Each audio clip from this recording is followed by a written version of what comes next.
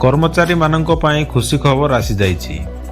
आमे आपणଙ୍କୁ जणाइबाक चाहूछु जे आसंता फेब्रुआरी 2025 रु कर्मचारी भविष्य निधि पांठी संगठन ईपीएफओ बा पीएफ टंका उठाण संबंधी नियम परिवर्तन करने जाउछि। तेबे चलंतु ए विषय अधिक जानिबा। प्राप्त सूचना अनुसार ईपीएफ रो एही नूतन नियम सहित आपणकर पीएफ टंका बहुत सहज उपाय उठा जाय परिबो बोली कहा जाउछि। वर्तमान एही नूतन परिवर्तन सहित पीएफ टंका उठाण प्रक्रिया बहुत सुरक्षित एवं सहज होई जिवो। एहा मध्य कहा जाउछि जे नूतन नियम कर्मचारी माननकु आर्थिक भाव में मजबूत करिवो। जदि आपण जड़े कर्मचारी तेबे एही खबर को शेष पर्यंत निश्चित देखिबे। एटीएम रु पीएफ टंका उठाइबा अति सहज होई जिवो।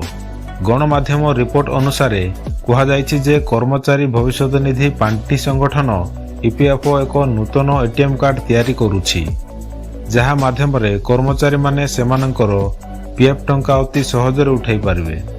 विशेषज्ञों मतरे एही नूतन योजना सहित पीएफ टंका उठाजिबा बहुत सहज हेबो एवं पीएफ टंका उठाजिबा प्रक्रिया मध्ये बहुत तेज होई जिवो। एही बड़ परिवर्तन सहित कर्मचारी माने जे कोनोसी समय रे एटीएम मशीन माध्यम रे सेमानंकर पीएफ पूरण करि पारिबे। तेबे चलंतु ईपीएफ रो नुआ नियम कोन रहिछि जानिबा।